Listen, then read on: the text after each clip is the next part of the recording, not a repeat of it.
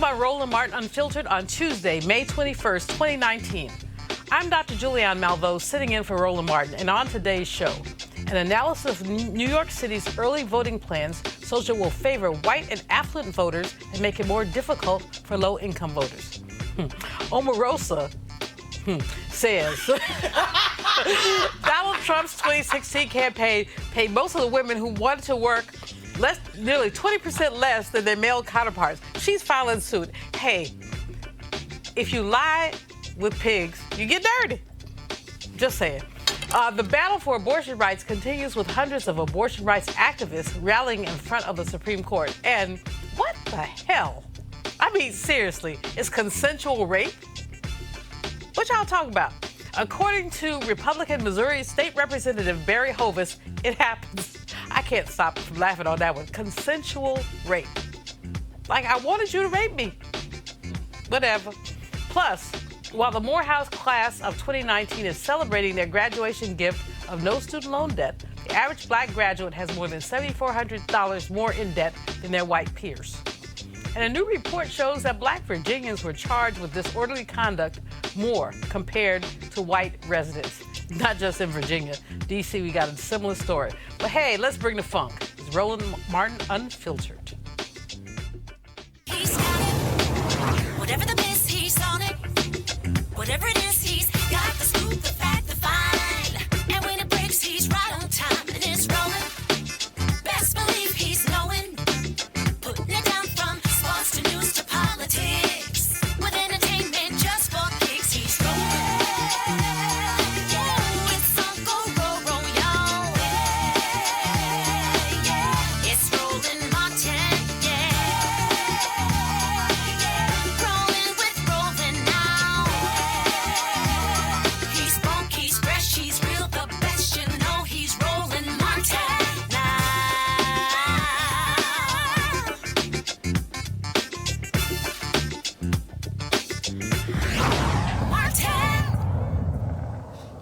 The New York Civil Liberties Union, Common Cause New York, and the Lawyers Committee for Civil Rights Under Law sent a letter this week to the New York City Board of Elections, saying their plans for early voting favors the rich and affluent and puts undue burden on the city's low-income voters. Voters in predominantly white Richmond County, home to Staten Island, will have substantially greater access to polling locations than any other county in the 5 boroughs. Queens, a majority-minority county, has 4 times as many registered voters as Richmond County, but they have the same number of polling places and have to walk more than half an hour to reach their polling places. Joining me to talk about this disparity is John Greenbaum, Chief Counsel and Senior Deputy Director for the Lawyers Committee for Civil Rights Under Law. Welcome to Roland Martin Unfiltered, John. Glad to have you. Thanks for having me on, Julianne. So tell me about this study. Tell me why you have this disparity. Well, we don't know the why. Okay. But one of the things that we wanted to do when we first heard about the fact, first of all, there are not enough early voting sites. When you think about the fact that the city of New York has more than 5 million registered voters and that there are only 38 early voting sites, that's simply not enough. And even the law says you're supposed to have, for every 50,000 voters, one early voting site. In New York has well over 100,000 voters per early voting site, close to 150,000 voters per early voting site. So not enough sites. And then the distribution of sites, as you quoted from part of our letter, is inequitable. It was a big move for the state of New York to move to early voting. It became the 39th state to do that this year, and it's been long overdue. And minority voters, particularly African-American voters, we see prefer to vote early and in person. We did a study a number of years ago in Cleveland in the 2008 presidential election, and black voters voted early at a rate of 26 times that of white voters in Cuyahoga County, where Cleveland is, in the 2008 presidential election. So there are problems with this plan that the New York City Board of Elections has trotted out, and there's time to fix it. And so we want them to fix it in time for the elections this fall. So give me a timeline. They've said that they've set up these polling places. They didn't even release them. They read them, counting on journalists to transcribe them as opposed to releasing a list. But when can this be changed? Who gets to change it? Is it Mayor de Blasio? Is it someone else? How does this get fixed? Well, in the first instance, again, it's the New York City Board of Elections that can fix this. There's time to do it. There's still months left before the election this fall, and it's their job to fix it. And we've raised these issues with them.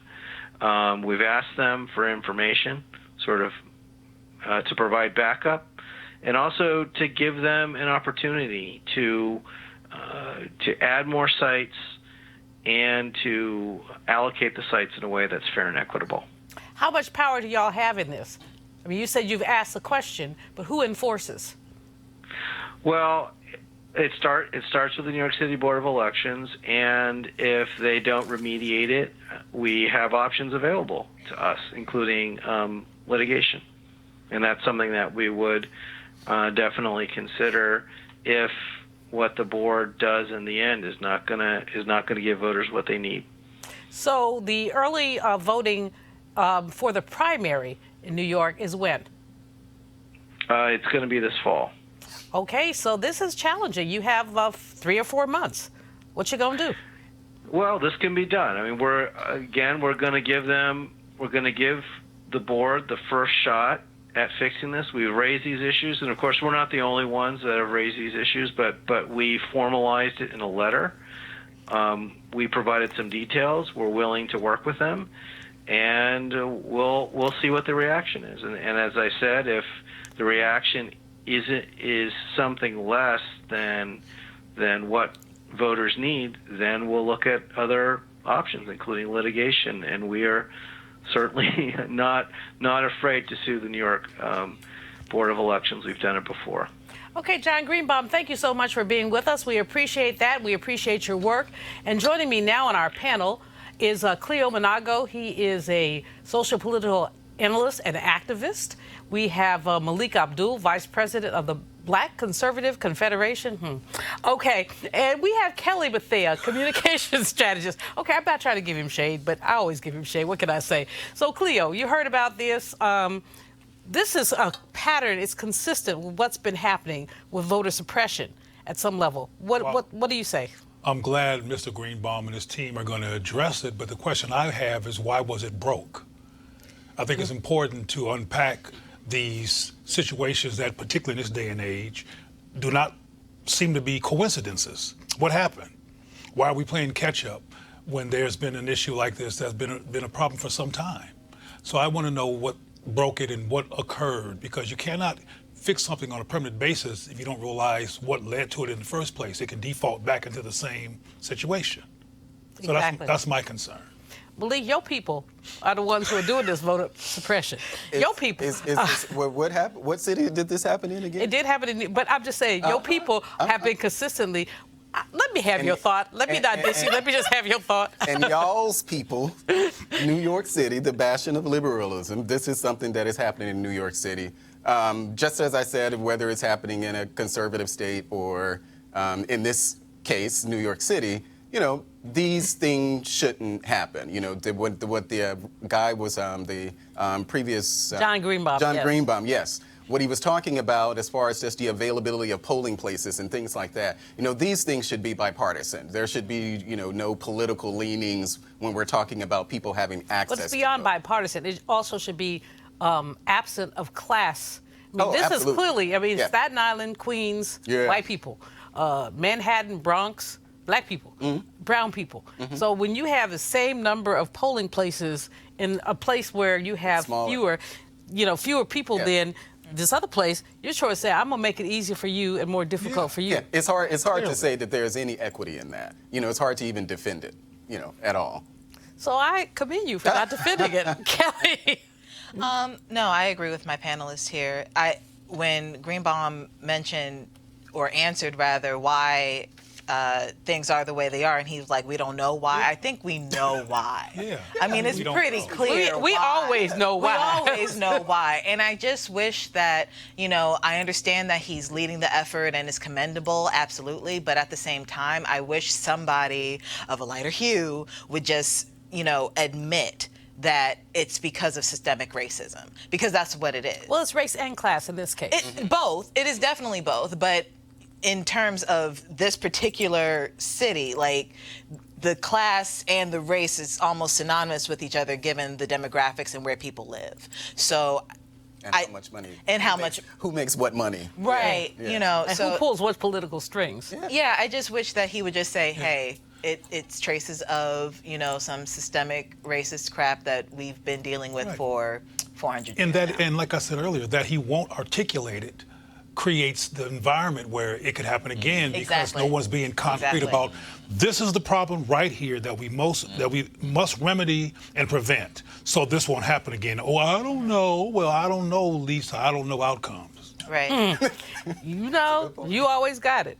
Now, I'm going to try not to crack up as I read this prompter copy.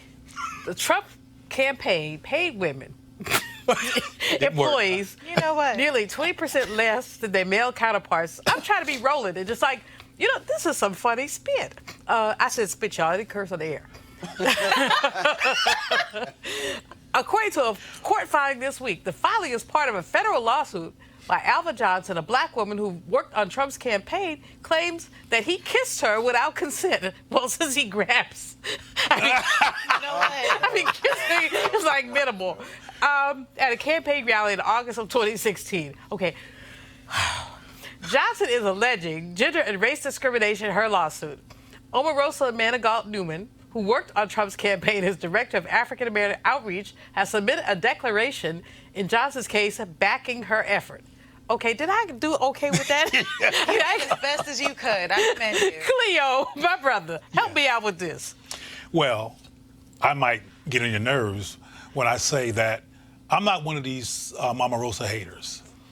Well, me neither. I just find her amusing. I think Omarosa, just like I think this is true for this brother here, cares about black people and has a whole other approach to dealing with the issue that I couldn't stomach personally, but I often can't stomach the Democratic Party also, so let me make that clear.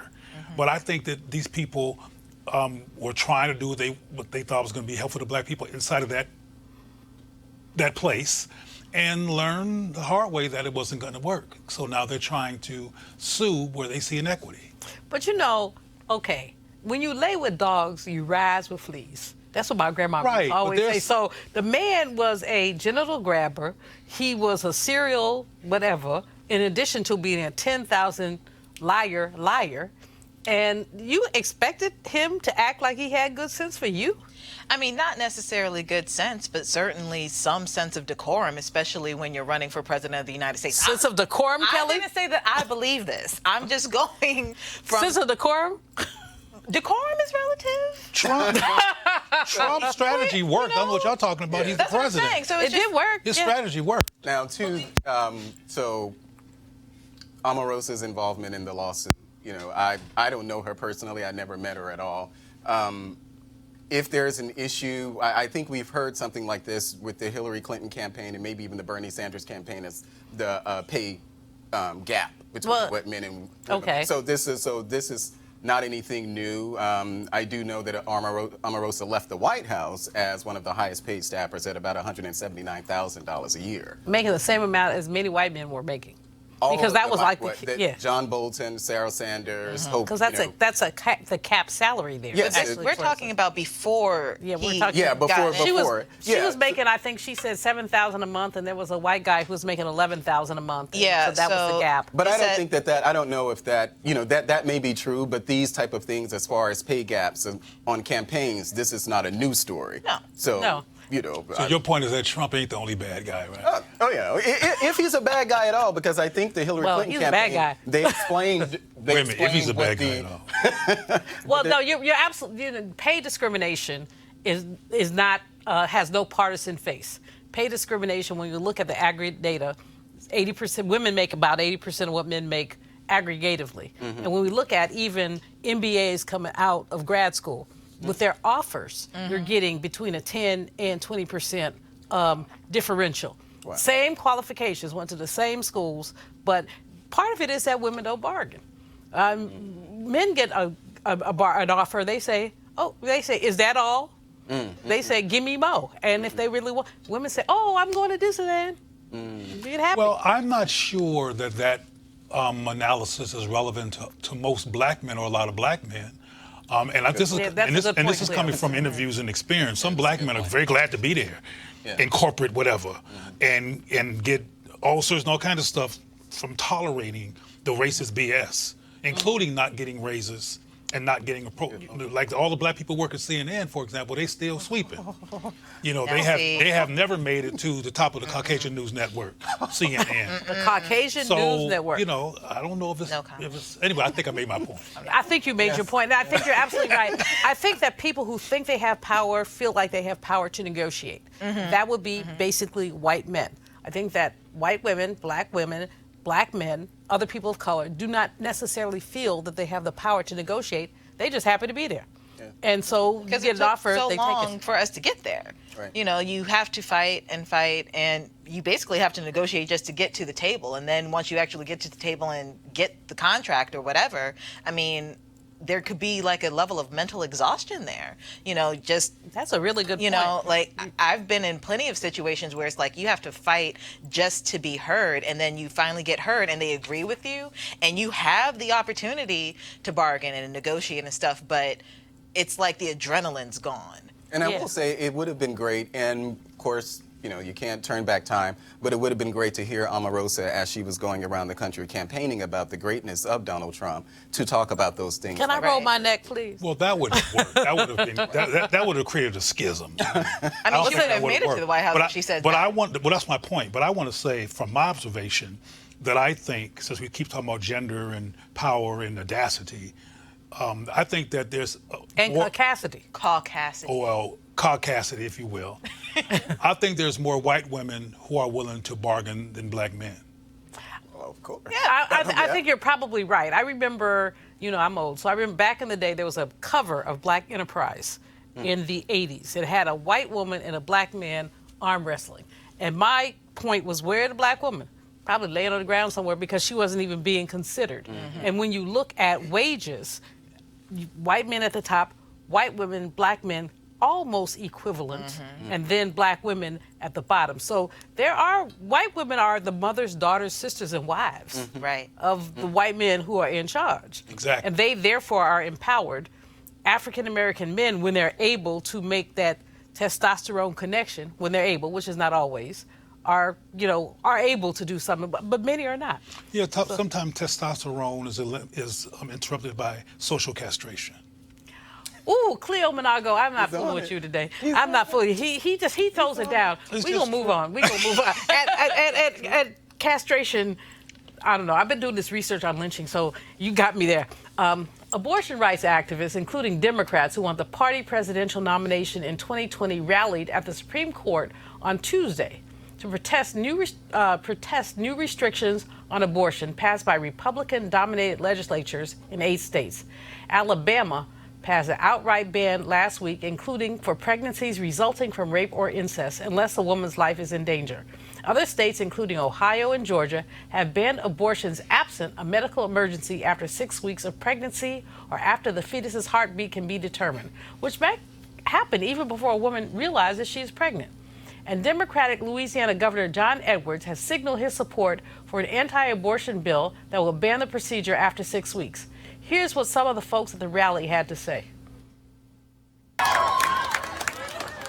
This is a day in America where we must understand there can be no neutrality. Do you stand with freedom or do you stand with tyranny? Do you stand with self-determination or do you stand with the kind of laws that take away liberty, that take away freedom, that take away your own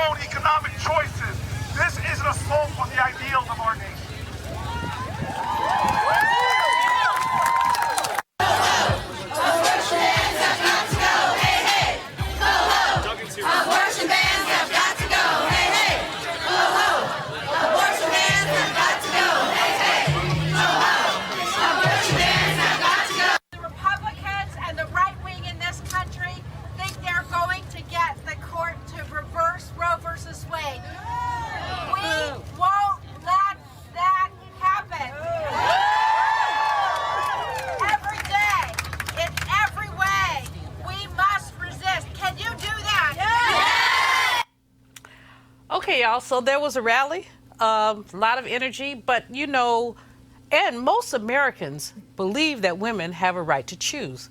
But the Republicans have gone cray-cray. Malik, how come your people have gone cray-cray? Well, I think that I don't agree with. I have a. It's I pick on you so bad, don't I? No. It's not, because it's really hard to. I won't say hard to explain it, but I consider myself pro-life. But then I ask myself, if my daughter, my 12-year-old daughter, if she was raped, yes, and forced to bear that child, how would I feel about that? I don't know. I don't have kids. So even though I do acknowledge and I accept being pro-life, I'm the same way, but I'm the same way on the death penalty, though. I don't agree with the death penalty. But, it's the wrong brother do the wrong thing. Well, no, I just don't agree with the death penalty overall. Well, see, the hypocrisy partially is that if you are so, not you personally, but when people say they're pro-life, but they agree with the death penalty, so what life are you pro? And then furthermore, when a child is born, so you love this fetus, but you don't love the child. Right. And it's hard for me to say, when, there's a lot of debates going on as far as when is, the heartbeat begins and things like that, but it's hard for me, just in my pro-life stance, to accept the notion that when I meet a woman, and she just found out she was pregnant or something, or, a member of my family, that they don't have an actual child. They're not with child at that point. Some people argue, well, it's a clump of cells, or, it's just kind of, I get that kind of feeling when I have this, this sort of discussion. But even Donald Trump, our president, felt that the Alabama law actually went I'm trying to figure out how many abortions he's paid for, but I'm not going to go there. Oh, my gosh. Kelly. Oh, my gosh.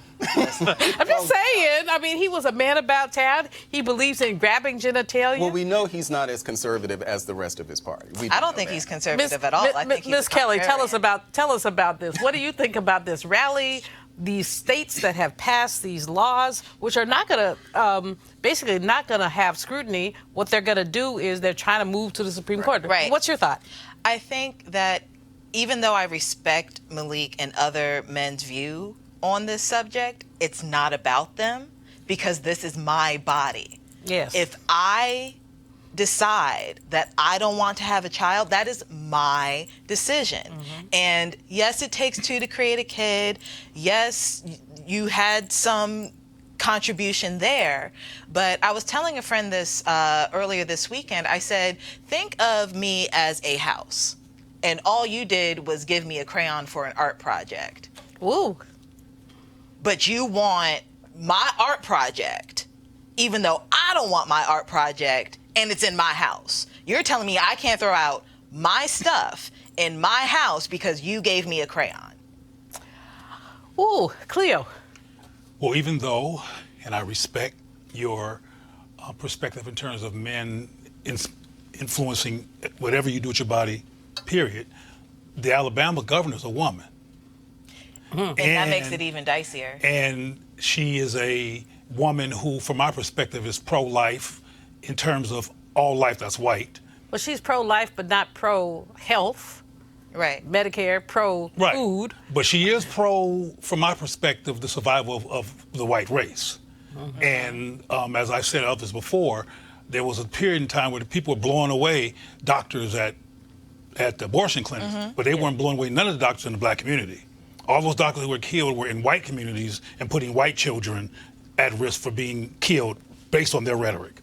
So I want to be real clear about, because we already talked about white women earlier in terms of their involvement Their caucasity. in this whole, the caucasity. And I just want to bring that in there, because this is not always, particularly when it comes to white supremacist aims, divided based on gender. Right. It's divided based on race, and it's divided based on race survival, and the reason that they're supportive of abortion, not supportive of abortion, and some of them have killed abortion doctors because they feel like they were interfering with the reproduction of white folks. No, and I definitely agree with that. I definitely feel like it's a combination of both race and gender, especially in Alabama, given the fact that the governor is a woman. But at the same time, it's one of those situations where if this if this law actually does come to pass, like it's actually going to be enforced. I don't think it's going to be enforced. I think this is very academic conversation because it can't go anywhere because right now it's unconstitutional. But let's just say it does work. It's not going to benefit the white race because who is actually going to be getting them? You know what I No, mean? but what it's going to do at the end of the and day, logical. the challenge to me from an economic perspective is that this is a tax on poor people, Right. especially poor black people. So a white girl who is raped, white woman who is raped, can get on an airplane and come to New York, D.C., Illinois, wherever you have. Right, they will find a way. But a sister, even now, the number of clinics in Alabama, Mississippi, Louisiana, people have to drive a day to get to a clinic. And some of these places have imposed rules that say you have to wait 24 hours. So Yep. that means now you have to add a hotel stay. And so it's a tax on, and I wonder, Cleo, I wonder if there's something that allows folks that the behind this is not about the survival of the white race, but the re-enslavement of the black race. Because when someone who is unwanted comes into this world, it's going to be drama. They will likely 50-50 be incarcerated. What happens with incarceration? You basically end up with a unpaid labor force allowed to make. It's just my crazy brain working, but you tell me. Well, no, I think your crazy brain sometimes works like my crazy brain. I think your crazy brain is brilliant, personally. But anyway, white supremacy aims, the myth of it, it's not a perfect science. It's never been implemented in ways that was flawless, but they do try. That's one of the reasons why Donald Trump is president. It's one of those attempts to get what they want. So you're right in terms of how it affects black people and how it's going to negatively affect white people. But as we already know, there's some people who are so broke they couldn't afford their front teeth who voted for Donald Trump. And who still support Donald Trump because it goes back again. As a matter of fact, I saw an article recently that mentioned that there was people in that crew who preferred status over money. The status of the myth of white supremacy and being over everybody else in terms of superiority than being able to eat. That fractured ego issue is very, very significant here. There's a book out now called Dying from Whiteness, where it's white folks who would prefer to die than have us have health insurance. Well, I just want to say that there are a lot of poor people with no teeth in their mouth who vote Democrat and have been doing so for years. So just wanted to make that clarification. That was a very specious point. Well, I'm just saying, It because is. if we're talking about It is. specific policies, then we can look at the policies in many of our cities, many of our inner cities, where there's poverty, poor education, crime, But let's and not- all of these things, and they continue to vote Democrat. Let's So not it's miss, not. let's not miss the point that's being diverted. No, I No, get but that he's going to point. miss the point because he missed his point. Kelly. That's not. Kelly. I mean, I think I pretty much made my point earlier. Because, again, one, it's an academic conversation because I don't think that it's actually going to be enforced the way it wants to be enforced before it hits the Supreme Court. Except for the fact that we've got clinks in the armor with now you got to come in from Alabama, you got to come from Missouri, you got to come from all these places. Right. So really the effort is to get it to the Supreme Court. No, absolutely. It's Right. going to get there, but Right. for It may right get now. there. It may not even And it make may it not. past the Appeals court. courts may say. But Right. yeah, but I do want to say that, I don't think we are ever going to find, just full agreement on the matter at all, especially with men and women. But for me personally, if something is mine, it's hard for me to accept that someone tells me that, just because, I'm the one who's carrying it, so I don't have the same level of input as to what well, no, happens you to don't. that child. You know what? You don't. Yeah. Here's the bottom line, y'all. If you don't like abortion, don't have one. That's the end of the day for me. If you don't like, I don't understand why people get into other people's Kool-Aid like that. If you Because don't like they want abortion, the don't Kool-Aid have to be one. white. Dr. Malvo. Well, first of all, that I don't sounds know like about milk. that. They want That's white just Kool-Aid. weird. That's I why think they that get sounds like into people's milk, Kool-Aid. white Kool-Aid. No, I said getting into people's Kool-Aid. No, he said the Kool-Aid. said White. it All right, y'all. All right, we're going to move on. We're just going to move on. So, Republican Missouri State Representative Barry Hovis used the term consensual rape when arguing in favor of a proposal that would ban abortions in the state after 8 weeks of pregnancy, even in cases of incest or rape. Later, he apologized, but you have to wonder, what was this fool thinking? Let's see the video. by having this point not start until 8 weeks. Let's just say someone goes out and they have, or they're raped or they're sexually assaulted one night after a college party. Because most of my rapes were not the gentleman jumping out of the bushes that nobody had ever met. That was 1 or 2 times out of 100. Most of them were date rapes or consensual rapes, which were all terrible. But I'd sit in court when juries would struggle with those type of situations where it was a he said, she said, and they would find the person not guilty. Unfortunate if it really happened, but I had no control over that because it was a judge or a jury making those decisions. But let's just say someone is sexually assaulted. They have 8 weeks to make a decision. I've never really studied it, but I've heard of the morning after pill, where if someone feels that they've been sexually assaulted, they could go do that. Gives them ample time in that 8 weeks to make those exclusions, which I may not be comfortable with, but it does give those people that exclusion. I have to, and I wasn't going to speak on this because honestly, as a person, I am personally pro-life. I am a black woman with lupus. I'm not even sure if I can have children. It's not a child that I don't lay eyes, and God knows I love children. And it's not a child that I lay my eyes on that I don't want. However, that doesn't mean that I get to force anyone to have a child. But let me say this right here and right now. There is no such thing as consensual rape. You go, my sister. You know what? This man is a hot monkey fool. Just a hot monkey fool. I mean, seriously, consensual rape. But did you hear the part where he said most of my rapes? Most of my rapes. That's what got me. Flowers and rapes. Okay, Kelly, I got to start with you. This is just like cray-cray to the cray-cray. I mean, but he's not the first person to say something like this, right? There was another representative and another state legislator who said legitimate. It was Missouri. It was also Missouri. Legitimate rape. Okay, don't get raped in Missouri, y'all. You know, like, don't get raped at all, please. But like, never mind. I just feel like I wish people would just leave women alone. Not gonna happen. You know, I know it's not going to happen, but I can still wish it. But you know, that this man would move his mouth and form his lips to say, most of my rapes. Most of my rapes. So he just told on his whole self. Cleo? White supremacists are sociopaths and psychopaths. So he was just demonstrating how they think. What I hope people don't get played by is his apology.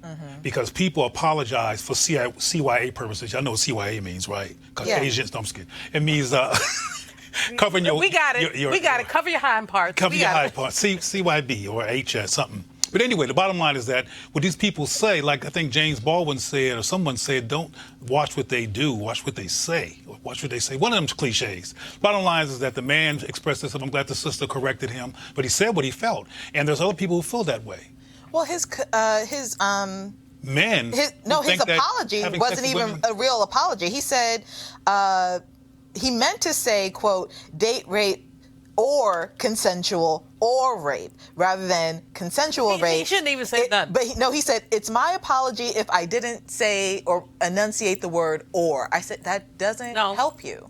That doesn't help you at all. Malik, come on. We've been here before.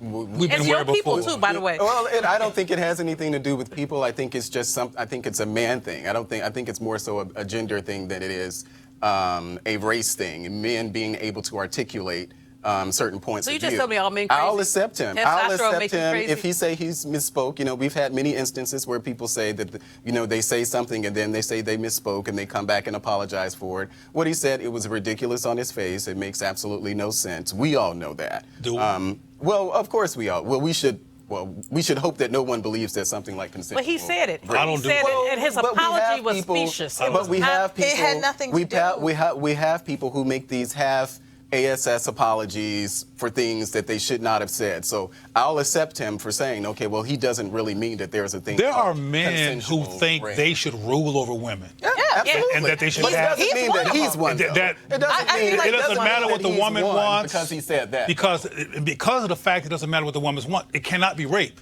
Because her perspective and her resistance is irrelevant. And there's no such thing. And I think we should illuminate that kind of thinking and not let somebody off the hook who thinks like this just because they... With a half behind an apology. With a half behind an apology. You know what, y'all? We could argue this one.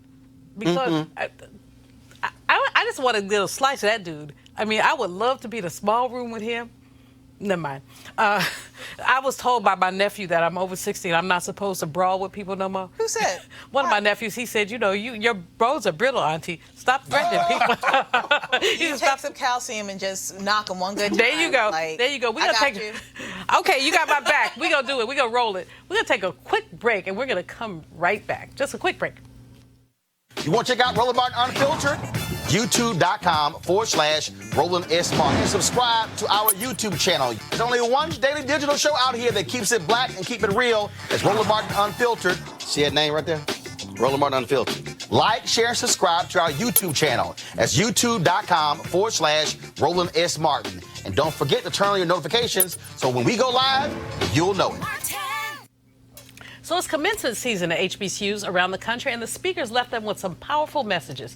None quite as powerful as the one Robert Smith left with the Morehouse class of 2019, his class, he said, by paying off their student loans. Here are some of our favorites. Don't accept what others put on you. Project what is in you to be and live up to the dreams in your head about who you can be. You wouldn't have a dream if it was not possible for you to make it come true. As graduates moving ahead to the next phase of your lives, each of you can embrace values that inspire you while you pursue your own dreams. Some of you will shift to the workforce and some into graduate school, some to embark on great adventures and some to pursue entrepreneurial ambitions. In whatever comes next, you can choose to adopt a community spirit, principles of public service, and a down-home ethic of empathy for others. It is important to always remember that the world is yours, not just to inhabit, but also to shape and craft and develop and mold into a better place for yourselves. Spelman College class of 2019, as women who have made the choice to change the world, know that when you use your voice, there will be many who will try and silence you because they refuse to see you. They will try and silence you because they are in disbelief of the power within you. They will try and silence you because they are afraid of you. They will try and silence you simply because they do not value or understand you. In response, use your curiosity to seek the truth and your intellect to dissect the difficult. Use your strength to dismantle systems of oppression and your inner beauty to attract goodwill. Use your courage to battle injustice and your voices to speak truth to power. These young people are moving into their future at a time when the student loan crisis has risen to the forefront of the national conversation. Democratic presidential candidates have been placing affordable college front and center in their campaigns. Americans currently owe almost $1.6 trillion in student loan debt, more than auto loans or credit card debt. An average African-American graduate has $7,400 more in debt than their white peers, and the debt continues for years after they graduate. Joining me to talk about the issue is Dr. Lawrence Potter. He is the Chief Academic Officer and Provost at the University of the District of Columbia. Welcome, Dr. Potter. Thank you for having me, Dr. Malveaux. So you saw your commencement, and we had a wonderful time there with Dr. Maxine and Dr. Reverend Jackson, 42 times Dr. Reverend Jesse Lewis Jackson.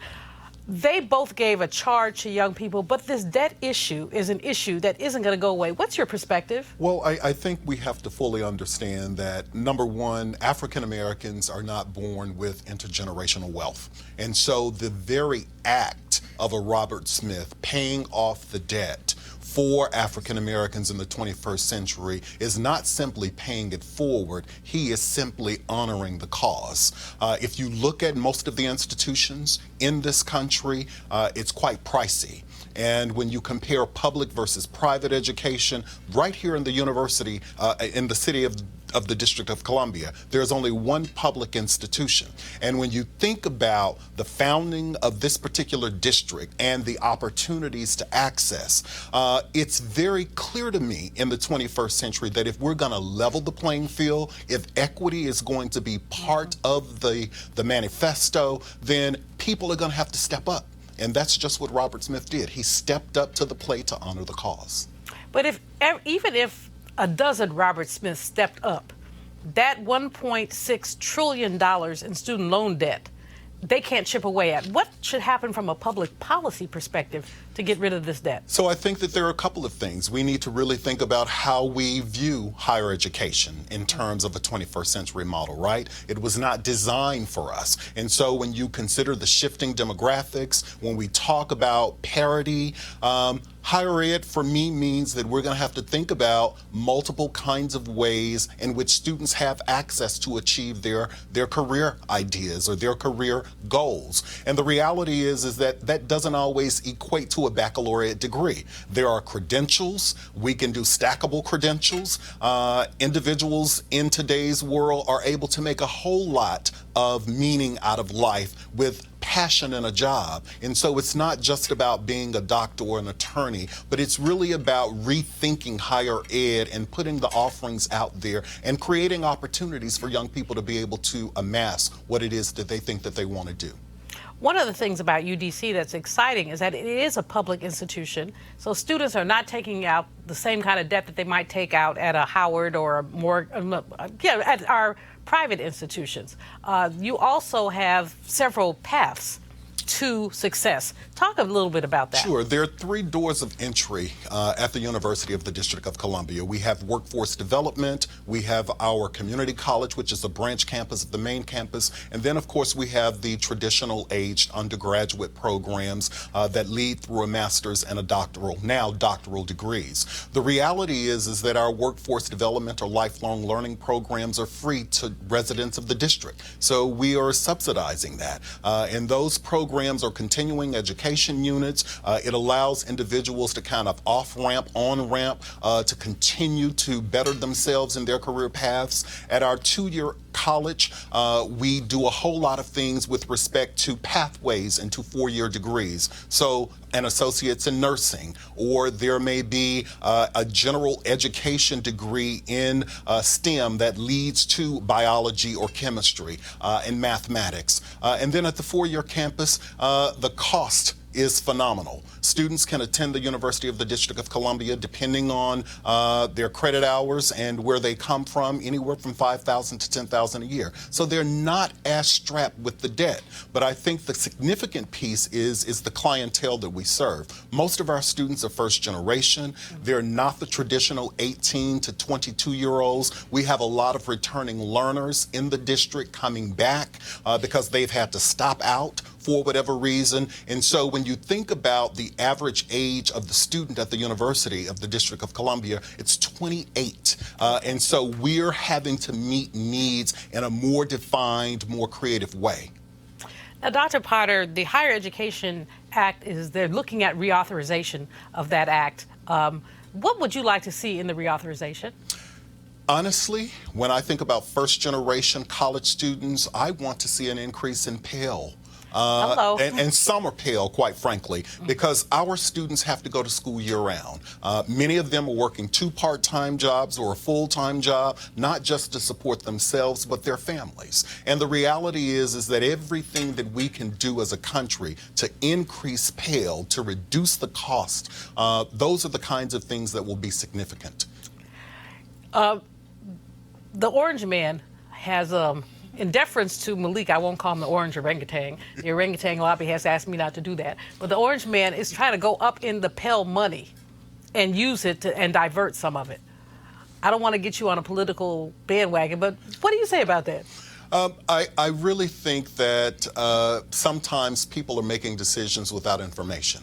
And the reality for me is that before decisions are made, we have 3 branches of government. And, the executive branch can put forward what it is that they want, but the legislative branch needs to act act according to how people voted for them. And so that would be kind of my balance, if you will. The idea that acting without information leads to uninformed decisions.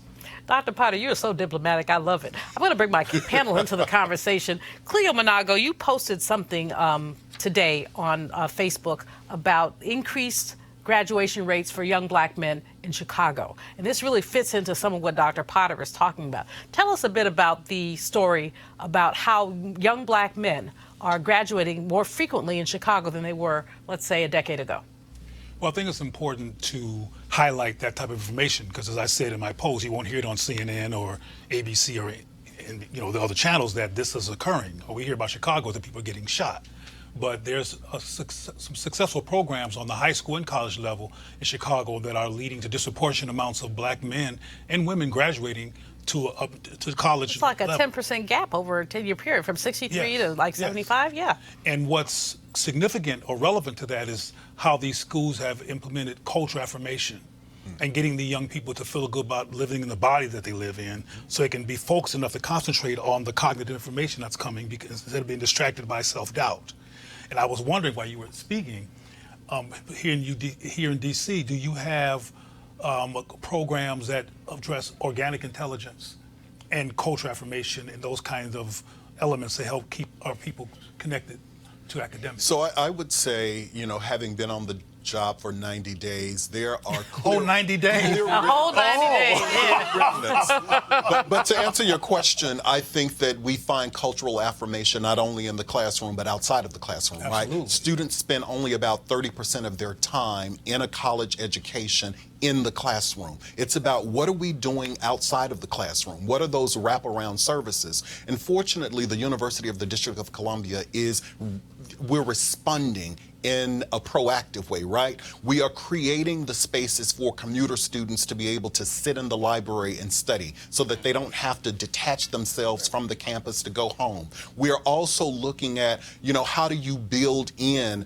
Women's History Month activities and Black History Month activities and Native American History Month activities and tie that to the curriculum so that there's the co-curricular aspect of rounding out what our students are having. And so I think in many regards, because our students are not the 18 to 22-year-olds, we are very proactive and intentional about what it is that we're trying to deliver in the wraparound services. Kelly, Dr. Potter just talked about Women's History Month, and there's some real challenges that women are having in terms of matriculating in higher education, especially single moms, women who have other kinds of challenges. One of the challenges I found when I was president at Bennett is that how do you provide childcare for students? What's your perspective? You've been so passionate in talking about women's issues, so tell me your perspective on how, with all this financial aid trauma, women can matriculate and frankly thrive. I think that the approach that Dr. Potter is taking from a holistic perspective is absolutely brilliant because you have to take in consideration exactly what your students need. And if a large body of your student population is women, what do women need? You need childcare. You need access to feminine products in the restroom. You need adequate feminine products in the restroom. You need education on sexual ed. I know that with UDC, the age is a lot higher in terms of the average age, so I'm sure they know. But like just traditional schooling, some of these kids are coming in from, who knows where they didn't Young have. people, they don't like to be called kids. You're a kid. They do not like to be called kids. You're a baby. Young adults, I apologize. But at the same time, nevertheless, even though they did just come through K through 12, a lot of them don't know about their own bodies yet. And this is actually the prime time that they're about to go explore them. So having the resources to feel safe enough to ask those questions to somebody who knows what they're talking about, that's definitely something that women could benefit from. I would also encourage, self-care techniques. I know a lot of young women who were in undergrad, at least when I was there, dealt with depression, dealt with, some really traumatic things, including rape and molestation and things like that. Having a safe space to talk about those things on top of, more curricula about women. That's definitely something that could be taken into consideration. Well, one of the things UDC does, I'm a member of the UDC family through my television program, Malvo, exclamation point, because whenever you see me, there is an exclamation point. True.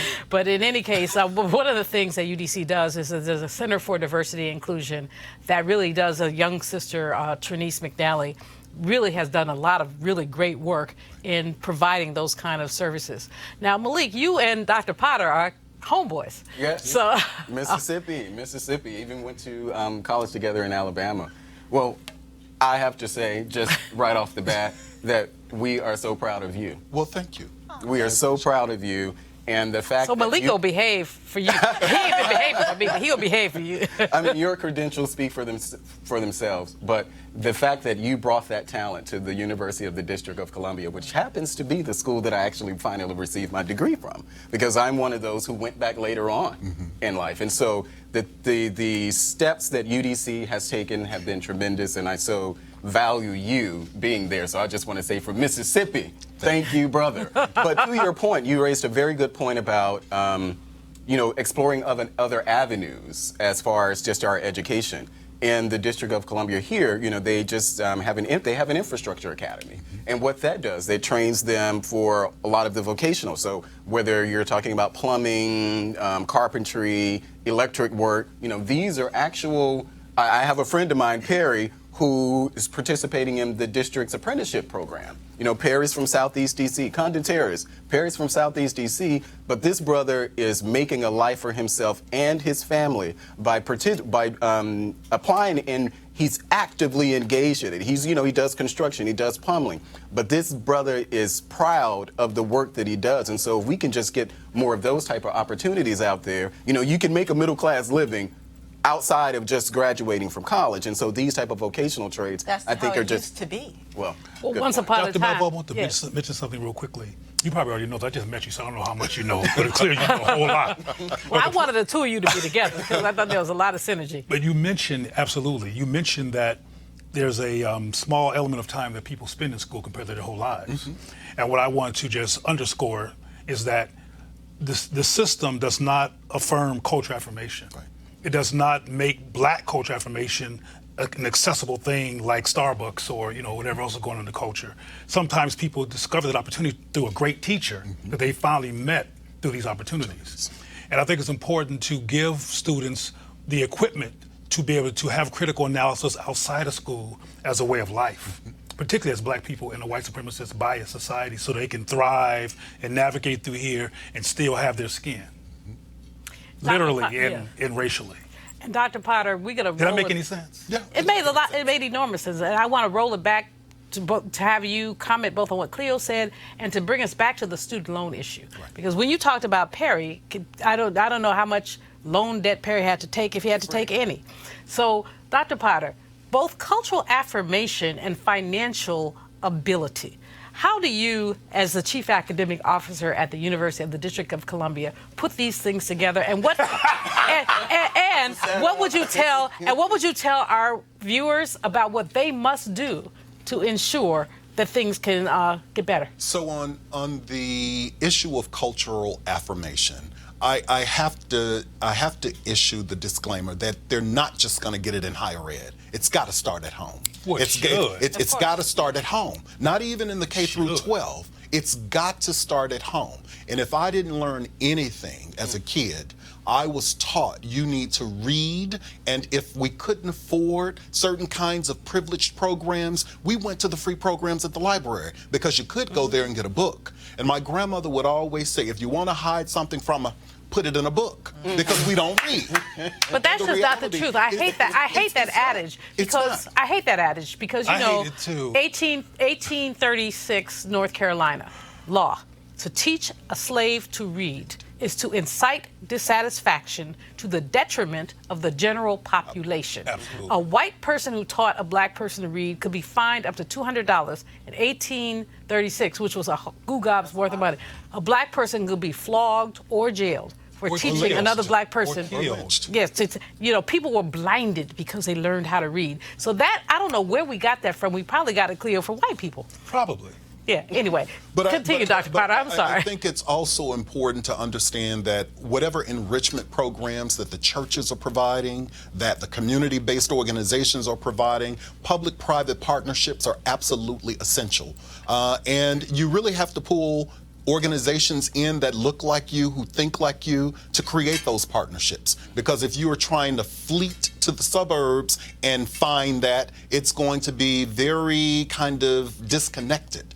And so the reality for me is that it's at every developmental level of the child's experience. It's the community, it's the home, it's the school, it's the social organizations that really instill cultural affirmation. Because I don't think that you're going to get it in one setting or in a particular kind of way. The other piece that we're talking about is this debt, right? And the reality is that students are making wise choices. Families are making wise choices. If you look at the demographic shifts in the U.S. today, Black and brown kids are not going to the 4-year institutions first. They're going to the 2-year institutions because it's about a question of affordability. And it's also about a question of access, right? And this notion of privilege and walking away from whatever opportunities that are laying on the table, people are not willing to sell their souls up the river anymore because of a price tag. And so I would say that we really have to get back to the real issues that are being debated by some of the Democratic candidates, not all of them, but what really makes sense for college tuition or higher education in this country. And I'm not suggesting that there is a one-size-fits-all, but we really need to begin to have the serious conversations if those at the bottom are to climb. Dr. Potter, thought-provoking. Thank you very much. We're going to move on right quick. We've talked before about how young Black people are punished more often and more severely than whites. A Virginia newspaper has found that more than half of the state's disorderly conduct charges were filed against Black men and women. The Daily Press and Newport News reported last week that more than 2,500 disorderly conduct charges were filed by police in Virginia last year.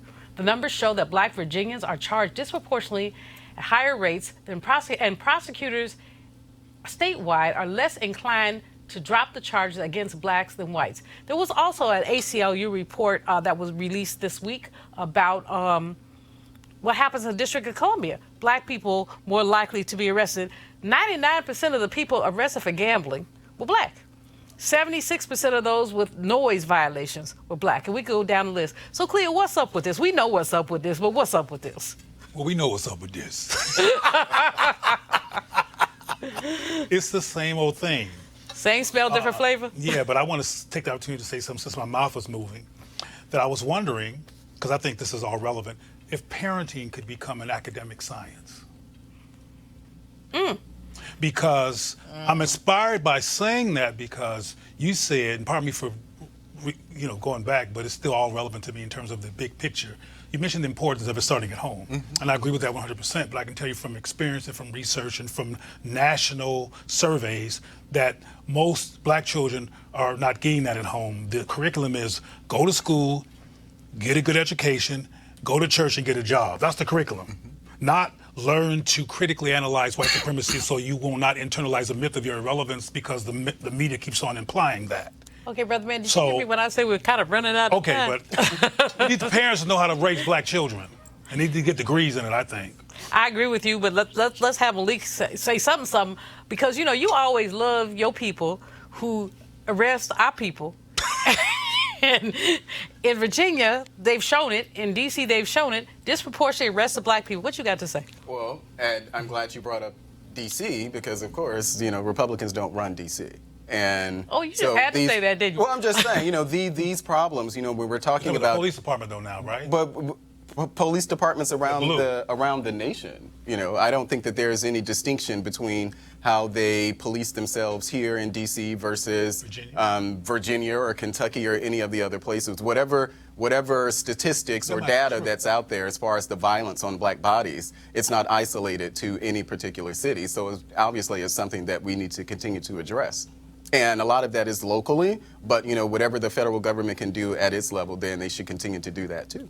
I'm not sure that under the Orange Man, the federal government is going to do anything useful about arresting disparities. But Kelly, what do you think? I think that water is wet when you talk about Virginia having, an upsurge in disorderly conduct. People really forgot I think, because you have articles like this and it feels like people forgot, Virginia was the home of the capital of the Confederacy. So why do you think that just because Northern Virginia got a lot of diversity doesn't mean the rest of that upside down triangle looking state has, doesn't have racial problems? So for me, when I heard about this, I was just like, okay, what's the solution? Exactly. What is the solution? And if you don't have a solution, then why write the article?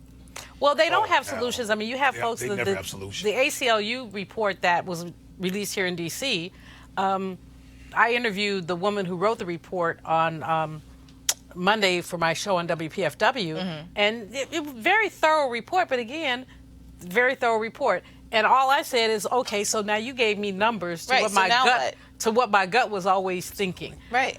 You know what? We have run out of time. This has been so much fun. I always love messing with Malik. I really do. But that's it for this edition of Roland Martin Unfiltered. I'm Dr. Julianne Malveaux. Thanks for joining us. Roland will be back tomorrow. He's playing golf somewhere. In the meantime, don't forget to sign up for Bring the Funk Fan Club. I mean, for real.